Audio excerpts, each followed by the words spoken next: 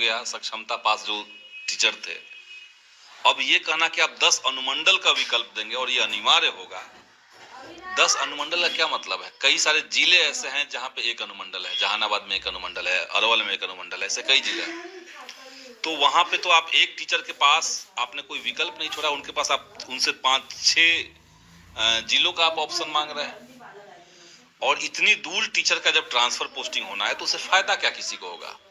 जो बात सरकार 2020 के सेवा शर्त नियमावली से कह रही है कि हम शिक्षकों को ट्रांसफर करेंगे, म्यूचुअल ट्रांसफर करेंगे, उसके बाद लगातार सदन के अंदर सरकार ने कहा, बाहर से कहा, मौखिक और लिखित रूप में कहा।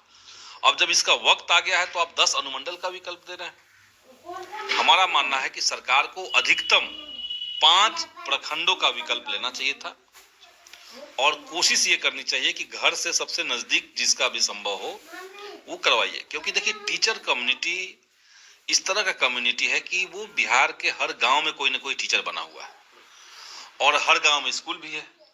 तो फिर आप पूर्णिया के लोगों को बक्सर भेज के बक्सर के लोगों को छपरा भेज के छपरा के लोगों को गया भेज के क्या हासिल करना चाहते हैं?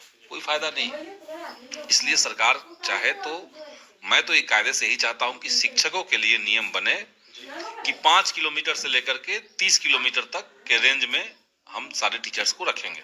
स्वरूप जी, ये कहाँ तक उचित है कि जिस तरीके से शिक्षक अगर आवेदन नहीं करते हैं तो इस पर शिक्षा विभाग फैसला लेगा और अपने मन से जो है शिक्षा विभाग उनका अभी तक शिक्षा विभाग सब चीज अपने मन से ही कर रहा है, उसको कोई शिक्षकों के कंसर्न से मतलब नहीं है।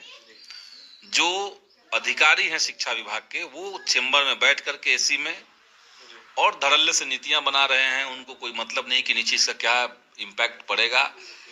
उनको लगता है कि शिक्षकों को ज्यादा से ज्यादा परेशान करेंगे तो इससे शिक्षा व्यवस्था दुरुस्त हो जाएगी, जबकि इसका ठीक उल्टा है।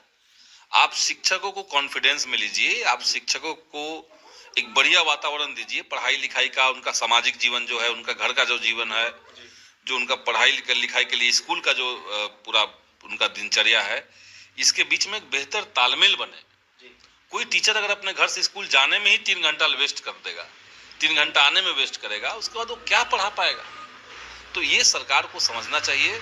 और दूसरी बात कि इसके चलते इतनी घटनाएं दुर्घटनाएं होती। आपने बना दिया, मुख्यमंत्री ने सदन के अंदर कहा कि 10 से 4 स्कूल चलेगा, कभी माना नहीं गया। मुख्यमंत्री ने 3-3 बार कहा, उसको नहीं माना गया।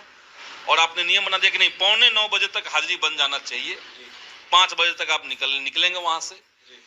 और इसके बाद टीचर समय पे पहुंचने के लिए अपने घर से सुबह 6 बजे निकल रहे हैं, आनन फानन में वो गाड़ी चला रहे हैं, या गाड़ी जो जा रहे हैं उस पर तेज चल रहे हैं लोग, और इसमें दुर्घटनाएं बहुत होती है।